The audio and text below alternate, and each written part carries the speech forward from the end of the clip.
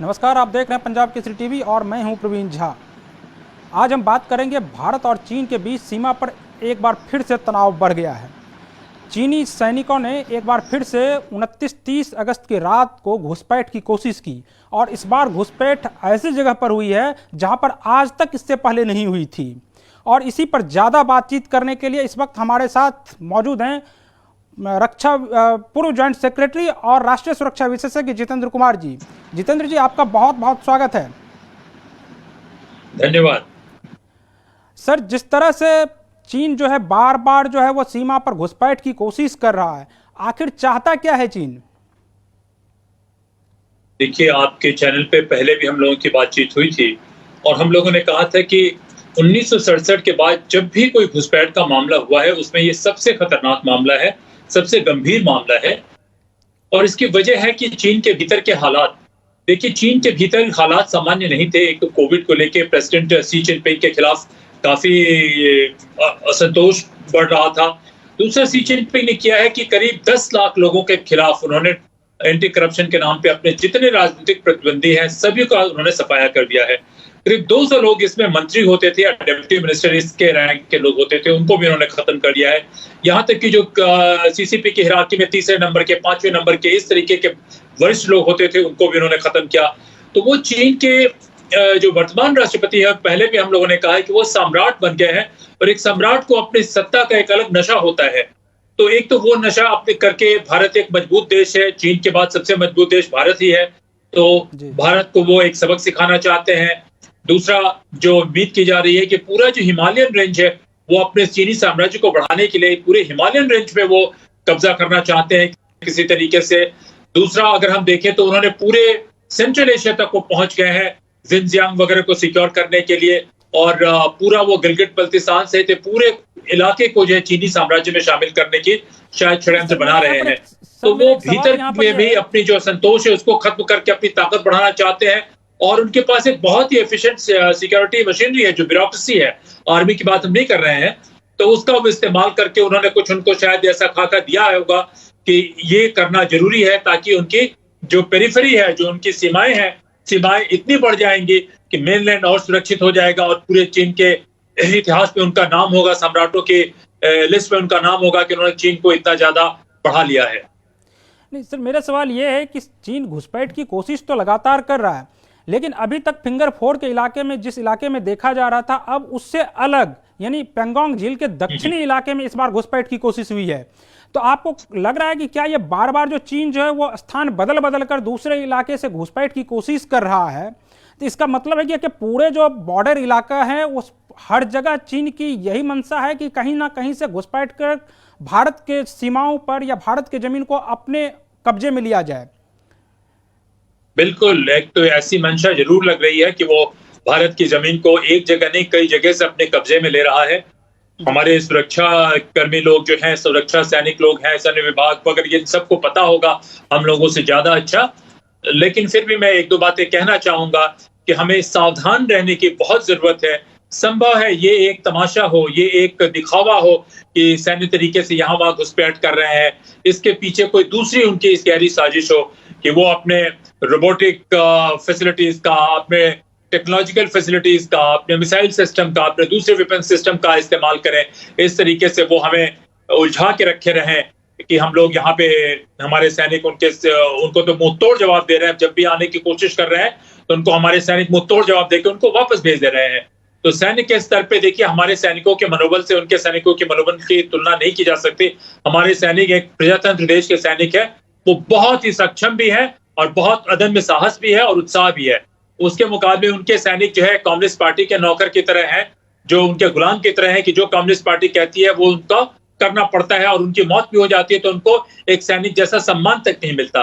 तो यहाँ पे तो हम लोग बहुत अच्छा कर रहे हैं, लेकिन इसके पीछे संभव है कोई साजिश हो कि अपनी वो सोफिस्टिकेटेड मिसाइल सिस्टम जो है वो उसका इस्तेमाल करें, या अपने रोबोटिक विंग्स है उसका इस्तेमाल करें, आर्टिफिशियल इंटेलिजेंस ड्रिवन कोई जो मशीनरीज है उनका इस्तेमाल करें इस युद्ध में। तो इन तमाम चीजों से मैं पूरा आश्वस्त हूं कि हमारे सैनिक जो है वहां पे तैयारी कर रहे होंगे। लेकिन चीन की मंशा बहुत ही खराब है। क्यों? क्योंकि शी जिनपिंग के खिलाफ भीतर असंतोष काफी बढ़ा हुआ है। और वो जो है इस असंतोष को दूर करने के लिए उनके भीतर शायद ऐसी गलतफहमी हो गई है कि उनकी मिलिट्री टेक्नोलॉजी इतनी एडवांस हो चुकी है कि वहां अमेरिका भी उनको अटैक नहीं कर सकता है। अमेरिका के लिए उन्होंने एक डेटरेंट पैदा कर दिया है कि अमेरिका उस क्षेत्र में अटैक नहीं करे, और वो सोचते हैं कि भारत एक बड़ा देश है, अगर इसको किसी तरीके से चकमा देके धोखा देके कुछ इस पे हमने हासिल कर लिया तो शायद उनको कुछ फायदा हो सकता है। लेकिन हमें पूरा विश्वास होना चाहिए कि वर्तमान राजनीतिक जो नेतृत्व है वो काफी दृढ़ नेतृत्व है और हमारे सैन्य शक्ति भी काफी मजबूत है। तो ये दोनों मिलके हमें पूरा विश्वास है कि दूसरे कहीं जगह कुछ कमी भी है तो ये चीन को मुंहतोड़ जवाब देने में कामयाब होंगे। लेकिन चीन के मंशा बिल्कुल साफ नहीं है। कैसे देखते हैं जब इस वक्त चुशूल में जो है वो कमांडर स्तर की बातचीत हो रही है और इस पूरे घटनाक्रम को यानी कि खत्म करने के लिए कि वहां पर सीमा पर विवाद ना हो, इसके लिए लगातार बैठक जारी है, और इस बीच एक तरफ चीन जो है वो बैठक भी कर रहा है और दूसरी तरफ से घुसपैठ की कोशिश भी कर रहा है। तो आप क्या मानते हैं इस पूरे घटनाक्रम को? देखिए, चीन की किसी बात पे कभी भरोसा नहीं किया जा सकता है। जैसे आप कहें कि किसी बकरी से कहें कि तुम घास मत खाओ तो घास खाने से वो बाज नहीं आ सकती है। तो चीन का धोखाधड़ी का, ये गुप्त तरीके से हमला करने का, आपके विश्वास को तोड़ने का चीन की परंपराओं का ये हिस्सा रहा है। ये बाहर में तो करते ही करते, अपने देश के भीतर भी करते हैं कि ये उनके डीएनए का हिस्सा हो चुका है। तो देखिए, बातचीत कुछ करके कुछ हो सकता है टैक्टिकल एक दूसरे से समय लेने के लिए ठीक है, लेकिन चीन के इस स्ट्रेटजी के खिलाफ बहुत ही मुंहतोड़ और उनसे बेहतर भाषा में, उनकी भाषा में मैं नहीं कहूंगा, ऐसी भाषा में उनको जवाब मिलना चाहिए कि उनके दिमाग के भीतर अक्ल जो है चली आए और उनको लगे कि भाई ये जो है भारत के साथ दाल गलने वाली नहीं है। भारत के मुकाबले वो बड़ी छोटी सभ्यता हुआ करते थे, वो गांव के किसानों की सभ्यता होते थे और वो अपनी सभ्यता की वाहवाही किए जा रहे हैं, अमेरिका को अनाप शनाप बोले जा रहे हैं, पूरे पश्चिम का मजाक उड़ाए जा रहे हैं। जो सत्ता मिल गया है चीन के नए सम्राट जो है शी जिनपिंग के पास, वो सत्ता को संभाल नहीं पा रहे हैं और वो नशे में जो है पूरी दुनिया पे को तहस नहस करने में लगे हुए हैं कि वो लोग कहते हैं कि अपनी सेनाओं को वो परख रहे हैं, क्योंकि उनकी सेनाओं को युद्ध करने का बहुत ज्यादा अनुभव नहीं था। 1962 की लड़ाई में हमारी तरफ से गलती हुई कि हमारे पास बिल्कुल हथियार नहीं थे और 14 गुना, 16 गुना, 18 गुना उनकी फौज से पूरे हथियारों से लैस, और हमारे लोगों के पास हथियार नहीं थे। हालात अभी बदल चुके हैं लेकिन युद्ध का तरीका बदल चुका है। तो मैं नहीं समझता कि चीन जो है बहुत ही सीरियस है किसी बातचीत में। उसका मकसद बिल्कुल साफ है। चीन एक देश के रूप में नहीं, शी जिनपिंग की व्यक्तिगत महत्वाकांक्षा इतनी बड़ी हुई है कि वो किसी तरीके से कोई ना कोई समस्या खड़ी करके वो चीन के लोगों को आश्वासन दिलाना चाहते हैं कि वो बहुत मजबूत है और वो भारत को नीचा दिखा सकते हैं। सर, इसके पीछे कहीं वही तो नहीं है कि जो 15 जून को जो गालवान घाटी में इससे पहले जो घटना घटी थी, जो झड़पें हुई थी, जिसमें भारत के भी 20 जवान शहीद हो गए थे और उसके भी चीन के भी 35 से 40 जवान हताहत हुए थे, तो आपको लगता है क्या कि चीन उसके बाद एक बार बैकफुट पर गया और जब अपनी पूरी शक्ति को वहां पर एकत्रित कर लिया है सीमा पर, उसके बाद एक बार फिर से घुसपैठ करने की कोशिश कर रहा है? नहीं, ये बहुत बड़ा पिक्चर है। देखिए, चीन अगर चाहे तो 5 लाख भी लोग चीन के मर जाए तो शी जिनपिंग को कोई फर्क नहीं पड़ता, क्योंकि उनके पास न तो प्रजातंत्र है, न कोई पब्लिक ओपिनियन की कदर है, न वहां के चीन के साधारण लोगों की जीवन की कोई महत्व है। उनको लगता है कि बहुत बड़ी जनसंख्या है, कुछ लोग मर भी जाएंगे तो शी जिनपिंग उनकी हत्या करवा देंगे, कि कोई फर्क नहीं पड़ता है, वो उसी के लायक है। तो देखिए, इससे नहीं, चीन का जो पूरा, जो हम लोगों ने पहले भी आपके इसमें कहा अप्रैल मई में कि मई के शुरुआत में कि काफी सोची समझी साजिश के तहत चीन आया है, क्योंकि भीतर उसकी समस्याएं हैं। शी जिनपिंग ने अपने सारे राजनीतिक प्रतिद्वंदियों को खत्म कर दिया है और वो इतिहास में बड़ा बनना ही चाहते हैं। अब वो कहते हैं कि वो टाइगर पे बैठ गए हैं, वो बाघ पे बैठ गए हैं, बैठ के भागे जा रहे हैं। अब उनको समझ में नहीं आता है कि कैसे निकले, उतर नहीं सकते, क्योंकि अगर वो उतरते हैं तो संभव है कि वहां जो उनके राजनीतिक विरोधी हैं वो उनके खिलाफ मुहिम छेड़ दें, उनके खिलाफ कोई भी कार्रवाई हो सकती है, कुछ भी हो सकता है। तो वो किसी तरीके से चीन के इतिहास में एक बहुत बड़े हिटलर की तरह हीरो बन के जाना चाहते हैं, और उसमें उनको लगता है कि भारत का रवैया अभी तक रहा है कि हम दूसरों पे आक्रमण नहीं करेंगे, हम अपनी सीमा में ही रहेंगे, हम आक्रमण नहीं करेंगे, हम डिफेंड करेंगे। तो इससे शायद उनको लगता है कि एक प्रेडिक्टेबल भारत का रिस्पॉन्स होगा कि भारत आक्रमण नहीं करेगा। जब आप आक्रमण नहीं कर रहे हैं और आपका प्रतिद्वंदी आक्रमण कर रहा है तो उसके पास जो इनिशिएटिव होती है कि वो कहाँ आक्रमण करे, कैसे आक्रमण करे, किस तरीके से आक्रमण करे। तो कुछ चीजें हम लोगों को मालूम नहीं है, लेकिन एक बात साफ है कि जो पुराना हमारा रवैया था, पुराना परंपरागत रवैया था, वो रवैया काम नहीं करेगा और मैं उम्मीद कर रहा हूं कि वो रवैया नहीं है, क्योंकि इस पूरे इसमें जो आप कह रहे हैं कि 15-20 वाला, हाँ उससे सेटबैक थोड़ा सा मिला होगा, लेकिन जी चीन शायद ज्यादा सेटबैक लेने की स्थिति में है। जो उनके हथियारों का जो वेपन सिस्टम है, जो इसके भीतर का माहौल है, जो शी जिनपिंग की साइकोलॉजी जो समझ में आ रही है, तो ज्यादा सेटबैक लेने की स्थिति में है। और मुझे नहीं लगता कि आने वाले कुछ दिनों में ये समस्या खत्म हो जाएगी। आराम से हो सकता है कुछ संघर्ष हो, कुछ हो, सर हमें ज्यादा अटकल नहीं लगाना चाहिए, फिर से एक बार लेकिन शुरू हो गई ये है। भरोसा रखना चाहिए अपने सरकार कांग्रेस पे के कि वो तैयार प्रवक्ता होगी। रणदीप सुरजेवाला ने कहा है कि आए दिन चीन जो है वो भारत की संप्रभुता पर हमला कर रहा है और जगह जगह चीन जो है जो भारत की जमीन को कब्जाने की कोशिश कर रहा है। तो प्रधानमंत्री जो है वो अपने आंख को लाल कब करेंगे, कब दिखाएंगे चीन को? देखिए, ये जो है मैं सोचता हूं कि गलत बात है। राजनीतिक दलों के भीतर इस समय एकजुटता होनी चाहिए, और जो भी भारत की समस्या है वो आज की समस्या नहीं है, ये पिछले 20, 25, 30 साल की समस्या है। इस पे कोई राजनीतिक सौदेबाजी, कोई राजनीतिक बयानबाजी नहीं होनी चाहिए। ये सारी समस्या इस वजह से है कि हमारे राजनीतिक दल जो लोग बैठे हुए हैं, उन लोगों ने इसको अपना सामान समझ रखा है। उन्होंने ध्यान नहीं दिया इंस्टीट्यूशन के ऊपर, राष्ट्रीय सुरक्षा के ऊपर, और इसी वजह से दिक्कत हुई है। वरना हमारी अर्थव्यवस्था $3 ट्रिलियन के आसपास नहीं होती। हम आराम से 15, 20, $25 ट्रिलियन के बराबर हमारी अर्थव्यवस्था होती। हमारे लोग दुनिया में एक से बढ़ के एक वैज्ञानिक इस देश ने दिए, लेकिन इस देश के भीतर किसी वैज्ञानिक को, किसी प्रतिभाशाली, किसी राष्ट्रभक्त को जीने के लिए बड़ी मुश्किल होती है। और राजनीति का ऐसा ढांचा हो चुका है कि उस राजनीति के ढांचे में आप देखिए कि अधिकतर पार्टियां क्या है, मैं क्षमा चाहता हूं, लेकिन मैं चाहता हूं कि उनके दिमाग के भीतर थोड़ी अक्ल जाए कि तमाम पार्टियां जो है गिरोह की तरह काम करती हैं। कि एक उनका सरगना बन गया, बाद बाकी उनके लोग पीछे पीछे घूमने वाले लोग बन गए। तो ये जो है सुरजेवाला जी जो कह रहे हैं वो बहुत ही गलत काम कर रहे हैं। इस समय सरकार, विपक्ष, समाज, मीडिया, सारे लोगों को एक साथ रहने की जरूरत है। क्योंकि थोड़े से लोग हैं जो अपनी जान की कुर्बानी देके अपना सब कुछ मिटा के खत्म करके देश की रक्षा करते हैं। और हमारे देश का जो एलीट है, चाहे वो कॉर्पोरेट सेक्टर का एक बड़ा सा तबका हो, या पॉलिटिक्स का बड़ा सा तबका हो, या ब्यूरोक्रेसी का बड़ा सा तबका हो, उसको इस बात की कोई परवाह नहीं होती है। और इसी वजह से ये सारी परेशानी हुई है। और हमें विश्वास है कि भारत की सेना बहुत अच्छे से इसका जवाब देगी। लेकिन इसके बाद जो है भारत में बहुत बड़े बदलाव की जरूरत है।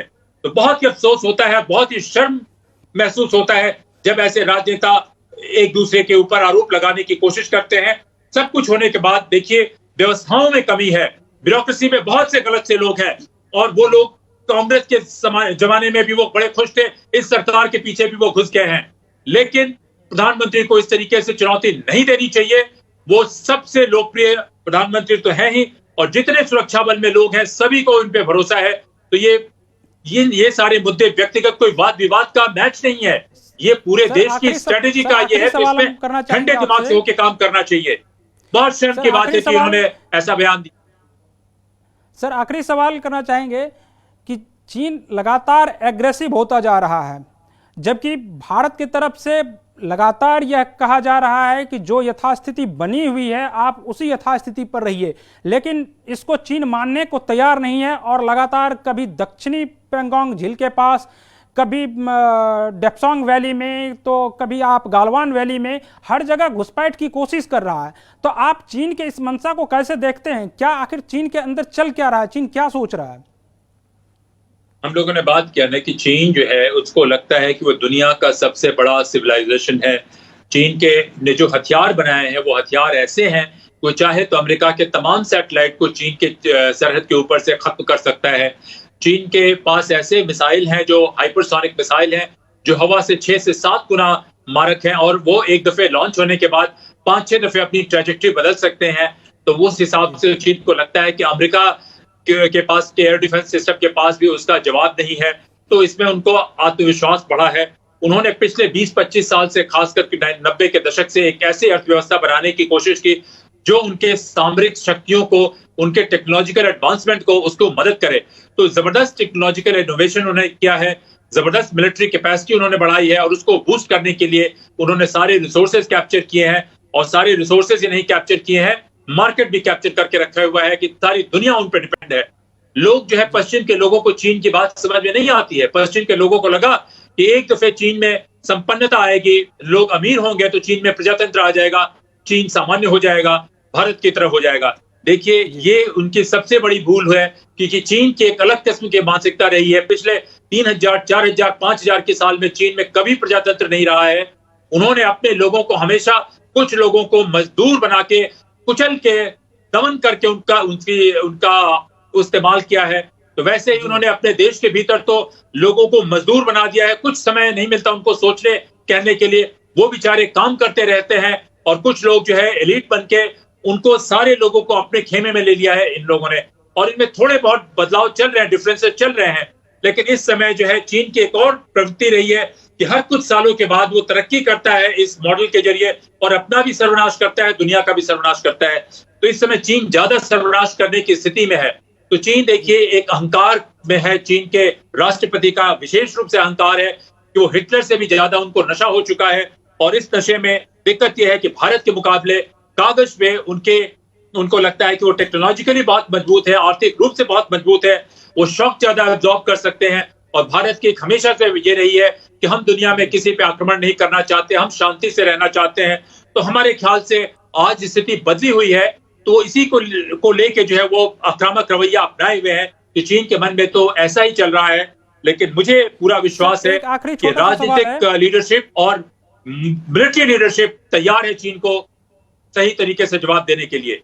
सर आखिरी छोटा सा सवाल कि जिस तरह से चीन लगातार घुसपैठ की कोशिश कर रहा है, क्या वैश्विक स्तर पर चीन की छवि खराब नहीं हो रही है?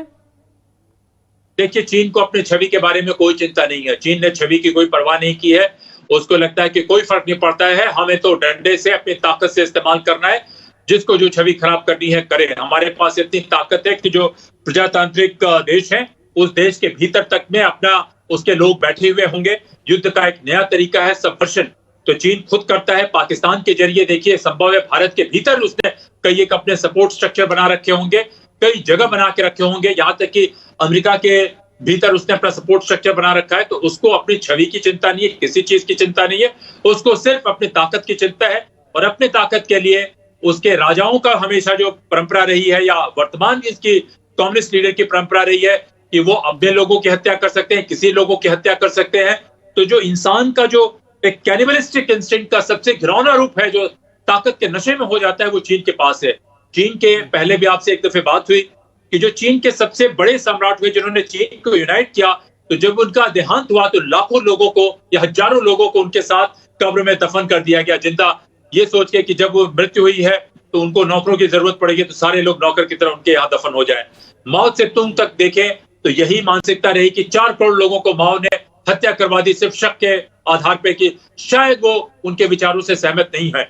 और इसी परंपरा को रखते हुए शी जिनपिंग ने आप देखिए कि 10 लाख लोगों को या तो जेल भेज दिया है या उनकी हत्या करवा दी है, उनके बारे में पता नहीं चल पा रहा है। तो देखिए चीन से हम उम्मीद करें कि वो दूसरे देशों की तरह व्यवहार करे तो हमारी गलती है। हम एक बड़ी सभ्यता थे इस क्षेत्र में, और हम एक बड़ी सभ्यता होने के बावजूद अपने आर्थिक, अपने सामरिक, अपने प्रशासनिक ढांचों को हमने मजबूत नहीं किया। और ये प्रजातंत्र के नाम पे कई बार ये हुआ है कि गलत किस्म के लोग उन्होंने राजनीतिक ये का अपहरण कर लिया है, और एक अजीब से व्यवस्था चलता रहा है जिसने हमारे देश को रोक के रखे रही है। तो हमारी डेमोक्रेसी में बहुत अच्छी चीजें होने के बावजूद हमारे प्रशासनिक ढांचे में बहुत कमियां हैं, और इसी कमियों का फायदा उठाते हुए चीन इतना आक्रामक रवैया अपना रहा है। लेकिन भारत का जज्बा सबसे अलग है, और हमारी मिलिट्री जो है, हमारे डिफेंस फोर्सेस एकदम तैयार है, और बहुत सारे सेक्शन में हमारे पास एक्सेलेंस है। ये कोई जीडीपी जीएन की लड़ाई नहीं होती, वॉर में बहुत सारी स्ट्रेटेजीज होती हैं, और हमारी मिलिट्री के पास जो है बड़ी अच्छी स्ट्रेटेजीज है, बहुत तेज दिमाग के लोग हैं। और कुछ एरिया में हमारी चीजें भी बहुत मजबूत है जिसका मीडिया में जिक्र नहीं होना चाहिए, हम लोग को नहीं करना चाहिए। और जब भी हालात आएगा तो देखिए भारत के सेना भी पूरी सरप्राइज के एलिमेंट के साथ डिसाइसिव तरीके से इसका सामना करेगी, और चीन को ऐसा मुंह तोड़ जाएगी कि ये जो है शी जिनपिंग के टेन्योर की समाप्ति ही होनी है और कुछ नहीं है। शी जिनपिंग का समय खत्म हो रहा है, और इसी वजह से वो हिटलर की तरह से अपनी तबाही से पहले दुनिया को तबाह करना चाहते हैं। सर आपका बहुत बहुत शुक्रिया, और जो दर्शक अभी तक हमारे साथ जुड़े हुए थे इस पूरे डिबेट में, उनका भी बहुत बहुत शुक्रिया।